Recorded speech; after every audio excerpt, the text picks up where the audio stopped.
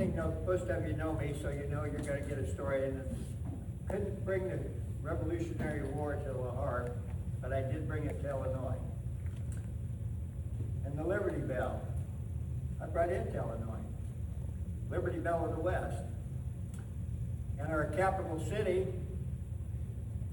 was under British control. Let's turn the clock back down to 1770s. Declaration, of course, was 1776. And I'd like to I'm not going to read the whole Declaration. In fact, it's impossible to read on if you actually saw it. It's in the archives in Washington, D.C., of course, but very hard to read. But I do want to read a short version. This is our library index encyclopedia we use. It was actually given by Mr. Vetter, that ran the drugstore here in 1918. It was a wedding gift to him and his wife, and when he passed away, his widow gave it to a young married couple named William and Lois Bradshaw. But anyway, it's from there that I quote, Declaration of Independence. This resolution, after an earnest debate, was adopted by the votes of 9 out of 13 colonies. A committee consisting of Thomas Jefferson, John Adams, Benjamin Franklin, Roger Sherman, and Robert R. Livingston was instructed to prepare a declaration in accordance with the above resolution. And on July 4th, 1976, the Declaration of Independence received the assent of the delegates of the colonies, which thus dissolved their allegiance to the British Crown and declared themselves free and independent states under the general title of the 13th United States. Another quote I'd like to make is from George Washington. The girls at the library helped me with this, V and Brenda. In Volume 1, George Washington makes a statement to his troops. The Declaration was immediately communicated to the armies who received it with enthusiasm. It was also proclaimed throughout the United States and was generally approved by those who had engaged in the opposition to the claims of British Parliament.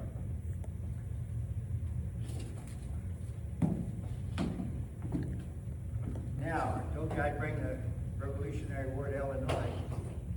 It'll be a July 4th celebration, but actually we're 2 years too early. July 4th, 1778 is the date we should celebrate for Illinois, and I'd like to tell you why. In 1777, a young Virginia militia officer, George Rogers Clark, he'd been in some of the battles in the early wars, but he was not a great soldier, but he was a thinker. He wanted to know how he could help if he went west to conquer some land in the west rather than all the battles in the east. So in 1777,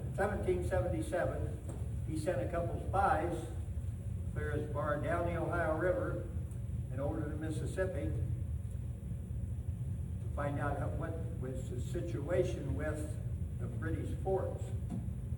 Well, these British forts had been abandoned. And remember, they were first French forts, and at the end of the French-Indian War, 1763, they were turned over to the British. Well, the British had British on both sides. They didn't need a fort in the middle, so they sat, for the most part, unguarded. But the people that had traveled, the French people that had traveled to these villages and towns, stayed behind. They were still living there. And in Kaskaskia, Illinois, a large group of mostly Catholic residents, but very few military people. So his spies reported back to him in late 1777 that they thought with about 350 men, he could conquer that fort at Kaskaskia and then probably go on to Cahokia, and eventually he went to Vincennes, Indiana. But he needed the help of the governor of Virginia. This was all most of it under Virginia control for the Patriots Army. So he asked the governor of Virginia for money. He got around 1,200 pounds, which was not nearly enough. But he did get the approval of the governor of Virginia to put together a group of men to go down the Ohio River and then over to the Mississippi and up to Kaskaskia. Well, expecting to find 350 men at a time when they were all fighting in the east, it was hard to find a group that wanted to break away. He ended up with about 150 men that actually went with him down the Ohio River. They were followed by a few settlers that wanted to settle in that area that came along behind them. So they made the trip in 1778 down the Ohio River to the rapids of the Ohio, which is no longer there anymore. They've taken the rapids out, and stopped at a place called Corn Island. Later you'll know why it's named Corn Island. But it's right next to what we would call Louisville, Kentucky today. He stopped there and regrouped and asked the settlers if they would stay there in that area. He'd made a temporary fort on Corn Island in the middle of the river. But he asked the settlers that after the soldiers were leaving to go on down the Ohio River, he asked the settlers that they would stay behind. So they went ashore, made their settlement, and that's what we today call Louisville, Kentucky, after the French King Louis XVI. If you go to Louisville, Kentucky, they call the father of Louisville, Kentucky, George Rogers Clark, because he was one of the first to recognize that area and help build a settlement there. Well, George Rogers Clark took his soldiers on down the Mississippi, on down the Ohio, but he didn't go towards the Mississippi. He had heard of a road, an abandoned military trail.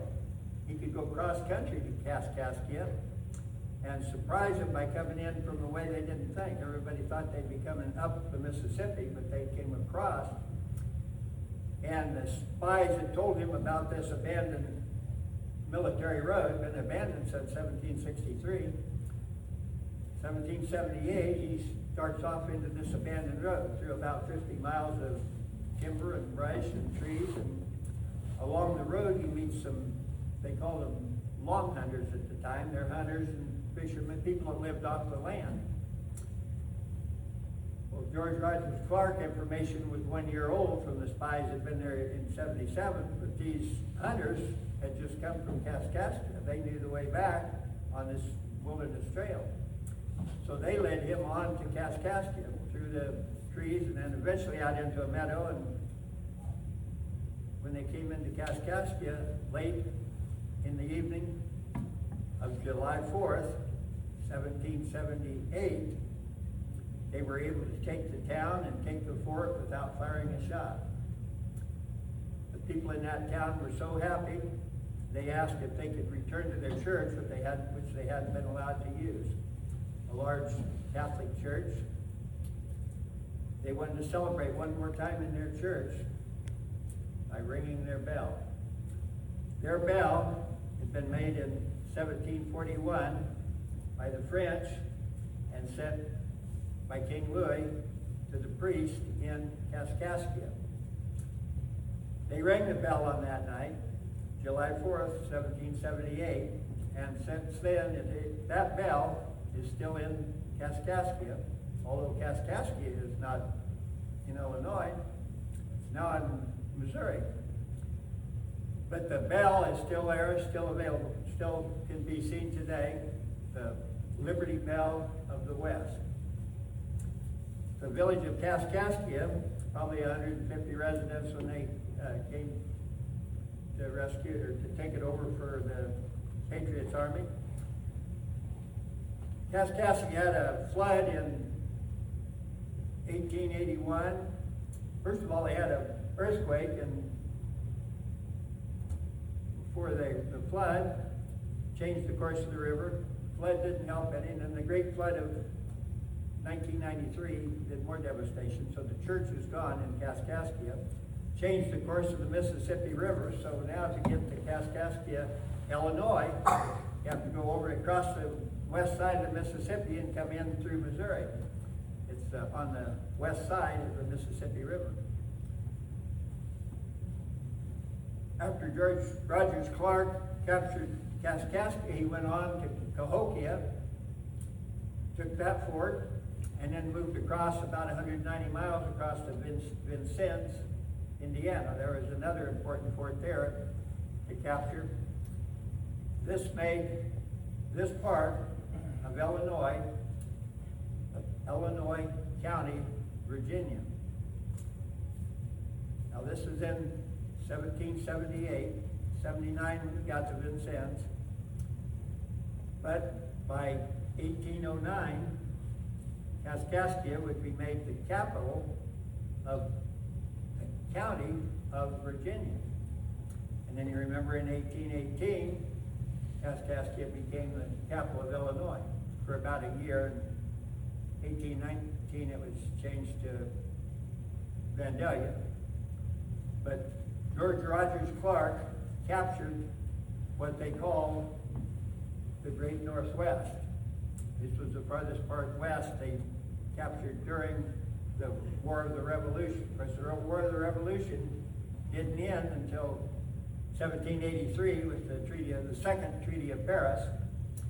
But for George Rogers Clark, it was a major accomplishment in making Illinois not only a part of the Revolution, but brought us back into the Patriots and American United States. Now I'd like to ask Ada if she would come up and introduce our speaker here today, since she has asked him to speak and she's organized a lot of the work that we've done here today. So Ada, would you want to come up, or you want to use this